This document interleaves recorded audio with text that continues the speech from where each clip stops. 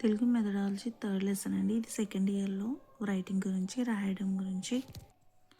మన భావాలను మాటల ద్వారా కేవలం ఎదుటి వారికి మాత్రమే తెలియజేయగలుగుతాం కదా! కానీ మరి దూరంగా ఉన్న వాళ్ళకి ఎలా చెప్తాము? రాసి మనము మనలో మనకి మన భావాలను వాళ్ళకి తెలుపుతామనమాట. జ్ఞానానికి ఒక స్థిర రూపం ఇవ్వాలి అంటే లేఖనం చాలా అవసరం. ఒక ఒక మాటలో చెప్పాలి అంటే లేఖనం లేకపోతే వాటిని మనం పొందే అవకాశమే లేదు. కవులు తమ భావాన్ని భిన్న ప్రక్రియల్లో లేఖనం ద్వారా మాత్రమే తెలియచేయగలుగుతారు. రాయడం ఆవశ్యకత, ఉద్దేశాలు ఏంటి? భాషా శాస్త్రవేత్తల అభిప్రాయాలను అనుసరించి బోధనాభ్యాసంలో భాషాభ్యాసంలో బోధనలో లేఖనం అత్యంత ప్రధానమైనదని చెప్పుకుంటాం కదా! ఇది వ్యక్తుల జీవన విధానాన్ని తెలియజేస్తుంది. సమాజంలో సమస్యల పరిష్కారాలకు, వార్తా విశేషాలను ఈ లేఖనం ద్వారా తెలియజేయవచ్చు అనమాట. ఉచ్చరించిన వెంటనే నశించిపోయే ధ్వనిని 10 కాలాల పాటు పదిలపరచుకోవడానికి అంటే శాశ్వతత్వాన్ని చేకూర్చడానికి లేఖనం ఎంతో ఉపయోగపడుతుంది అనమాట. లేఖన సామర్థ్యంలోని ప్రధాన లక్ష్యాలుగా మనం దేనిని పేర్కొనవచ్చు మరి? భావాల ఆకృతిని కల్పించడము, భావాలకు ఆకృతిని కల్పించడము, పద సంపదను అందంగా ప్రదర్శించడము, సృజనాత్మకత శక్తులను వృద్ధిపరచడము, పఠన శక్తిని పెంపొందించడము, భావ్య భా భావావిష్కరణ భావావిష్కరణ శక్తిని చేయడం అనమాట. లేఖనంలో సాంప్రదాయక రీతిలో మనం పాఠశాలలో అనుసరిస్తున్న రచనా విధానం కేవలం పాఠశాలలోనే ప్రశ్నోత్తరాలు రాయడంతోనే సరిపోతుంది తప్ప వాచకాన్ని మించి అదనపు రచనకు ఏ విధంగా దోహదపడడం లేదు. రాయడం అనేది తాము అర్థం చేసుకున్న విషయాల ఆధారంగా భావాన్ని వ్యక్తం చేసేందుకు, తమ ఆలోచనలు, ఊహలను విశ్లేషించుకోవడానికి, తమకు కలిగిన అనుభవాలను, ఎదురైన సంఘటనలకు శాశ్వత రూపం కల్పించడానికి, తమ భావాన్ని ఇతరులతో పంచుకోవడానికి, గతించిన కాలం నాటి నేటి సంస్కృతి సాంప్రదాయాలను ముందు తరాల వారికి అందించడానికి ఉపయోగపడాలన్నమాట. చదివిన అంశం గురించి కానీ ఇప్పుడు సొంత మాటల అవగాహన సహితంగా వివరణాత్మకంగా, వర్ణనాత్మకంగా, తార్కిక క్రమబద్ధంగా రాయడాన్ని మనం లేఖనం అనాలన్నమాట. ఇక్కడ లేఖన ప్రక్రియలో 2 విభిన్న కోణాలు ఉన్నాయి. ఏంటి? ముత్యాలు పేర్చినట్లు అందంగా రాయడం, అమృత సమానమైన పదాలతో పాఠకులు స్పందించేలా రాయడం అనమాట.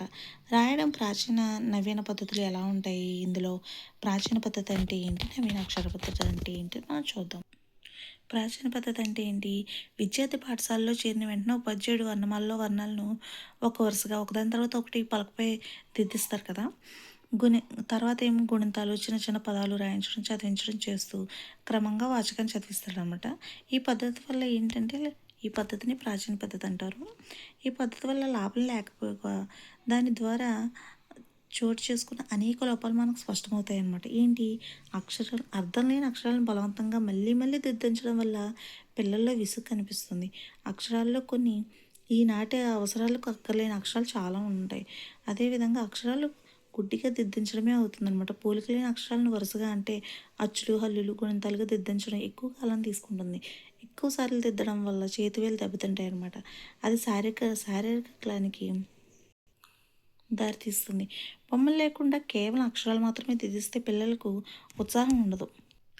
శిశు శిశు మనస్తత్వ శాస్త్రంపై ఉపాధ్యాయుడికి ఎంత అవగాహన ఉంటే అంత మంచిదన్నమాట.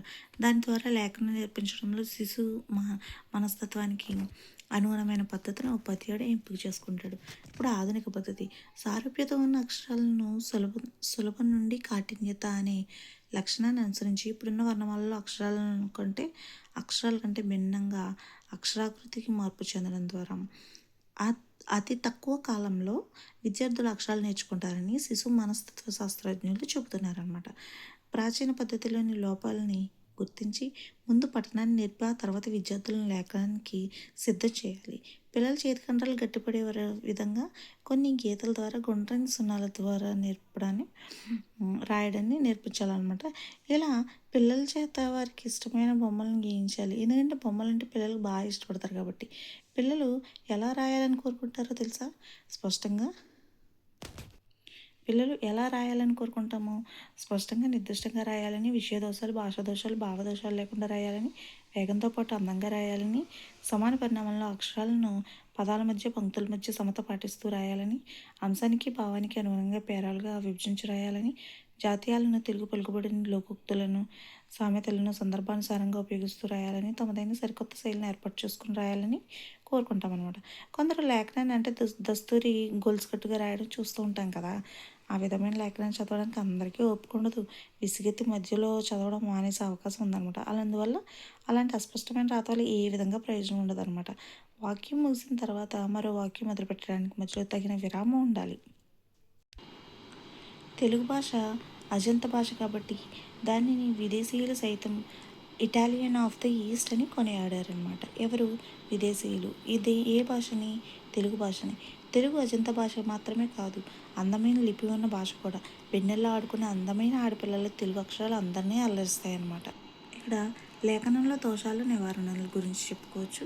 పిల్లల్లోని వాగ్దోషాలే క్రమంగా లేఖనంలో దోషాలుగా మారిపోతాయి అన్నమాట. అక్షర పద వాక్య విరామ చిహ్నాలు భావ వ్యక్తీకరణలో దోషాలు చేస్తుంటారు. ఇవి కేవలం వాక్లోనే కాదు, లేఖనంలో కూడా కనబడతాయి అన్నమాట. ఏంటి? విద్యార్థికి విద్యార్థి, భేదం భేదం, ఇలా ఒత్తులు లేకుండా మనకి స్పెల్లింగ్ మిస్టేక్స్ అనేవి వస్తాయన్నమాట.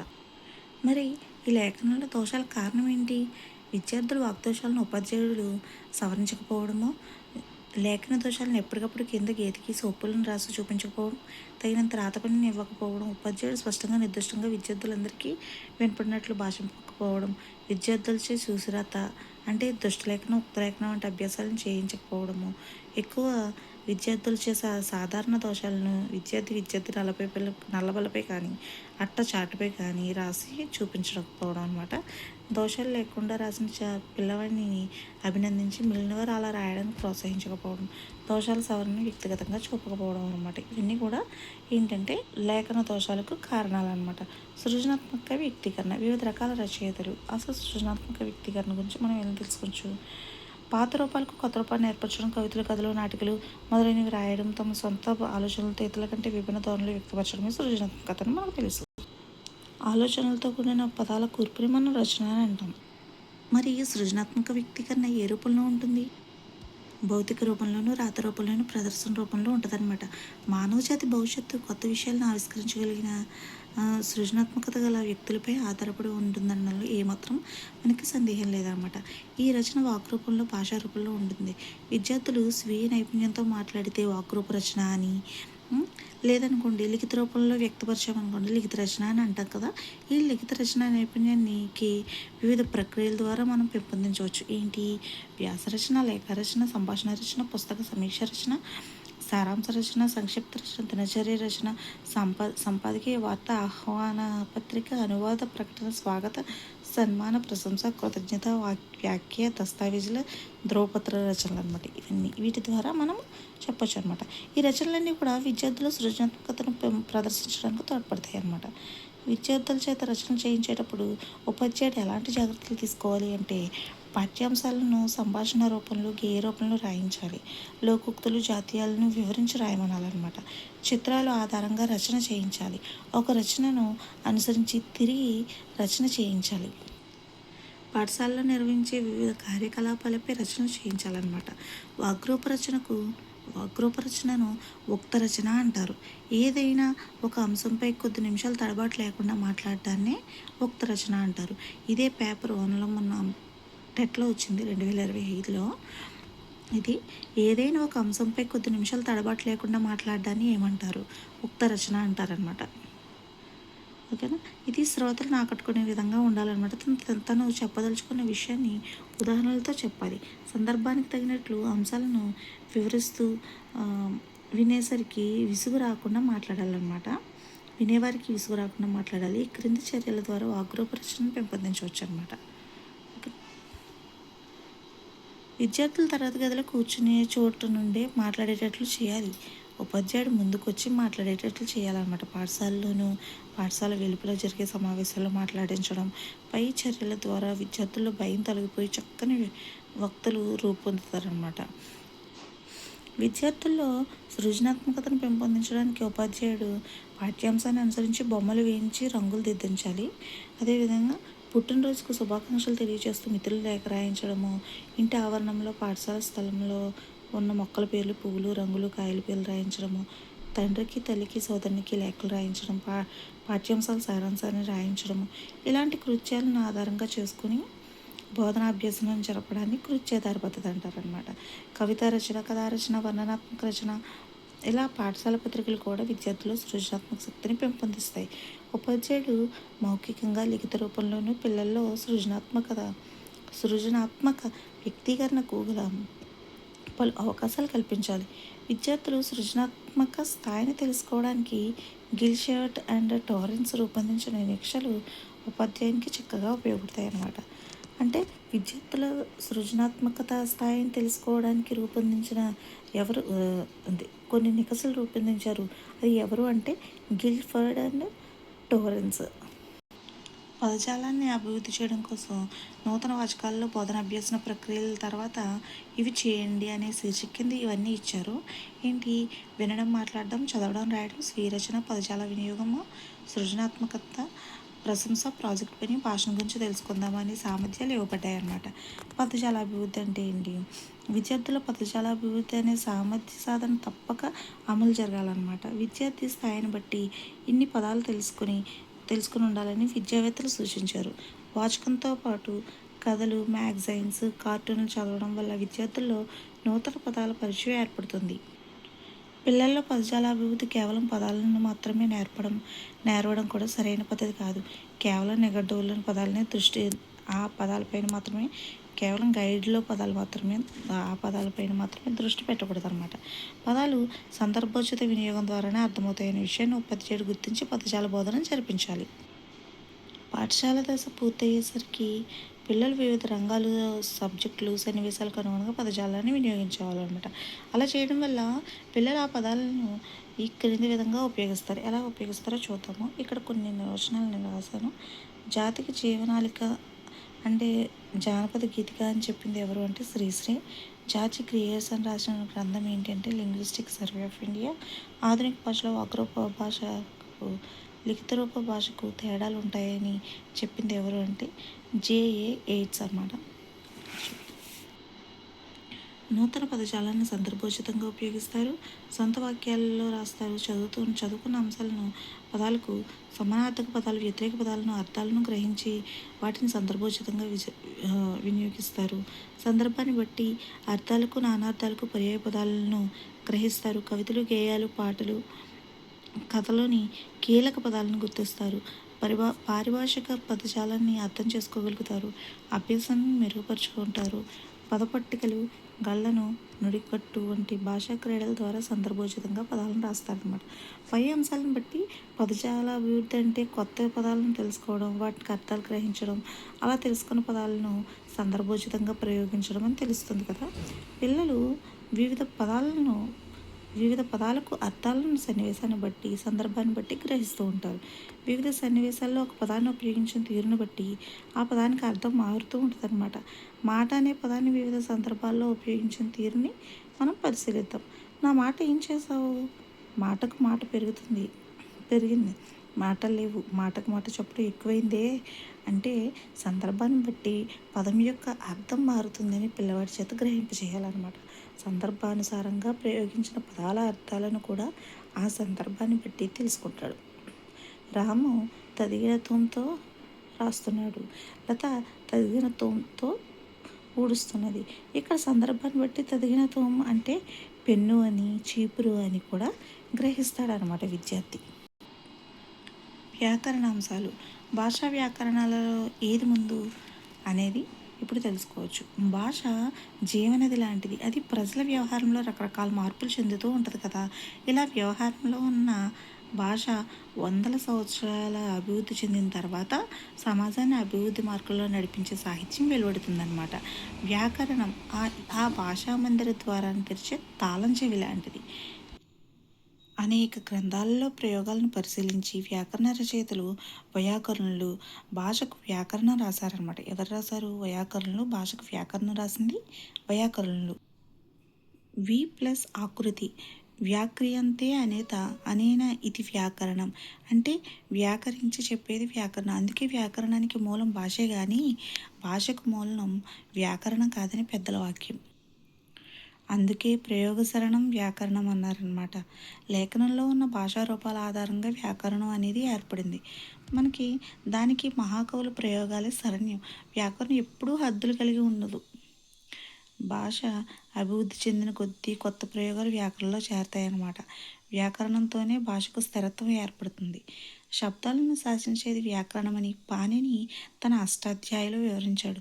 ధ్వని ఉచ్చారణ పదం అర్థాల మధ్య గల సంబంధాన్ని తెలపడానికి వ్యాకరణం ఉపయోగపడుతుందన్నమాట. భాషామందిర ద్వారాన్ని తెరిచే తాళం ఇది వ్యాకరణం. శబ్దాలను శాసించేది వ్యాకరణం అని చెప్పింది ఎవరు? పాణిని అష్టాధ్యాయిలో చెప్పాడనమాట. చెన్నై సూరి బాల వ్యాకరణం పేరుతో గ్రాంధిక భాషకు వ్యాకరణం రాసిన కొందరు వ్యవహారిక భాషకు కూడా వ్యాకరణం రాశారనమాట. భాషను ఇష్టం వచ్చినట్లు మాట్లాడకుండా కొన్ని నియమాలు ఏర్పడ్డాయి.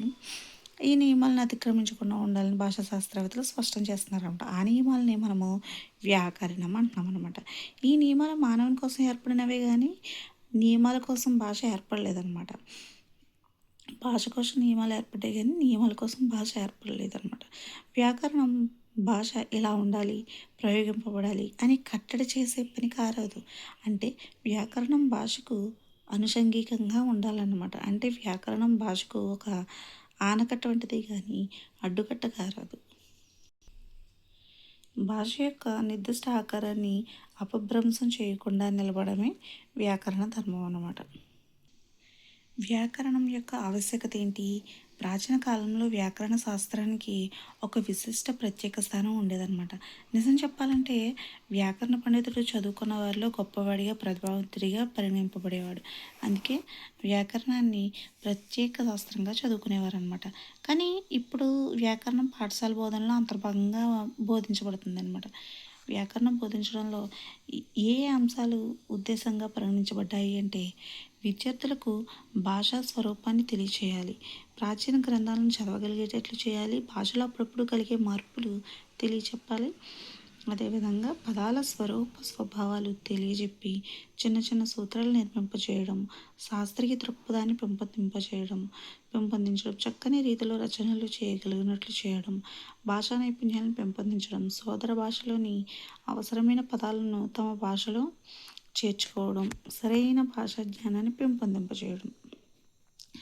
ఇవన్నీ కూడా ఏంటి అంటే మనం వ్యాకరణం బోధించడంలో ఇవన్నీ విద్యార్థులు సాధించాల్సిన లక్ష్యాలు అన్నమాట ఇవన్నీ కూడా. తర్వాత వ్యాకరణ భాషలో సాధు అసాధు రూపాలను తెలియచేస్తుంది అనమాట. కాబట్టి మంచి రూపాలను, సాధు రూపం అంటే మంచి అనమాట, మంచి రూపాలను తెలుసుకోదలిచిన వారికి వ్యాకరణ జ్ఞానం తప్పనిసరి అనమాట. అందువల్ల విద్యార్థులకు ప్రాథమిక దశ నుండి పాఠశాలలో వ్యాకరణ జ్ఞానం కల్పించడం ముఖ్యం. వ్యాకరణం భాషకు చక్కని ఆకృతిని సమకూరుస్తుంది అనమాట. భాషకు చక్కని ఆకృతిని సమకూర్చేది ఏది? వ్యాకరణం. కాబట్టి వ్యాకరణ బోధన అత్యవసరం అన్నమాట. భాషకు వ్యాకరణం పునాది లాంటిది. భాషకు పునాది ఏది? వ్యాకరణం. కనీస అభ్యసన స్థాయి భావన దృష్టి ఈనాడు మనం అనుసరిస్తున్నది ప్రాయోగిక వ్యాకరణం. మరో రకంగా చెప్పాలంటే దీనిని వాడుక వ్యాకరణం కూడా అనొచ్చు అనమాట. భాషకు పునాది వ్యాకరణం, భాషలో సాధు అసాధు రూపాలు తెలియచేసేది వ్యాకరణం. ప్రయోగ వ్యాకరణాన్ని భాషా వ్యాకరణం అని కూడా అంటారనమాట. వ్యాకరణ బోధనా పద్ధతులు ప్రాథమిక దశలో పిల్లలకి అర్థం చేసుకునే శక్తి ఉండదు కాబట్టి ఈ వ్యాకరణ బోధన అనేది మంచిది కాదనమాట. మాధ్యమిక దశలో కొంత తార్కిక శక్తి జాగృతం అవుతుంది కాబట్టి వ్యాకరణ బోధన క్రమ పద్ధతిలో అప్పుడే ప్రారంభించాలి. ఇది విద్యార్థుల స్థాయిని బట్టి 4 రకాలుగా ఉంటుందన్నమాట. నిగమన పద్ధతి, ఆగమన పద్ధతి, అనుసంధాన పద్ధతి, ప్రయోగ పద్ధతి అని చెప్పి. ఇప్పుడు నిగమన పద్ధతి, దీనినే సాంప్రదాయ పద్ధతి, సూత్ర పద్ధతి అని కూడా అంటారనమాట. ఈ పద్ధతిలో ఫస్ట్ సూత్రాన్ని చెప్పి దానికి ఎగ్జాంపుల్స్ చెప్తారనమాట. ఇలా శాస్త్ర అధ్యయనం చేయాలనుకునే వారికి ఇది ఉపయోగకరంగా ఉంటుంది. కానీ ఇది మనోవైజ్ఞానిక సిద్ధాంతానికి వ్యతిరేకమని మనోవైజ్ఞానిక శాస్త్రవేత్తలు చెబుతున్నారనమాట.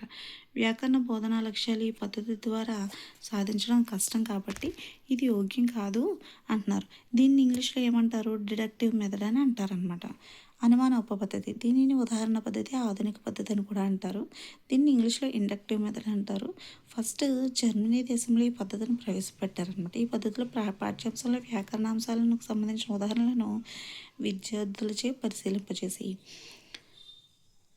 వాటి ఆధారంగా సూత్ర నిర్మాణం చేయడం జరుగుతుందన్నమాట. ఈ పద్ధతి మనోవైజ్ఞానిక శాస్త్రానికి అనుగుణమైంది అనమాట.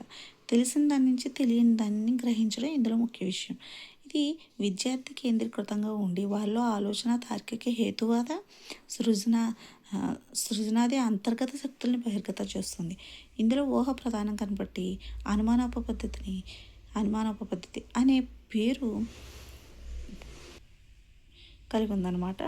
అనుసంధాన పద్ధతి, ఈ పద్ధతిలో వ్యాకరణ గ్రంథాలను సాంప్రదాయ పద్ధతిలో చదివి ఆ జ్ఞానాన్ని వాచకంలోని రూపాలలో అనుసంధానం చేయడం ద్వారా వ్యాకరణ నియమాలను అభ్యసించడం జరుగుతుందన్నమాట.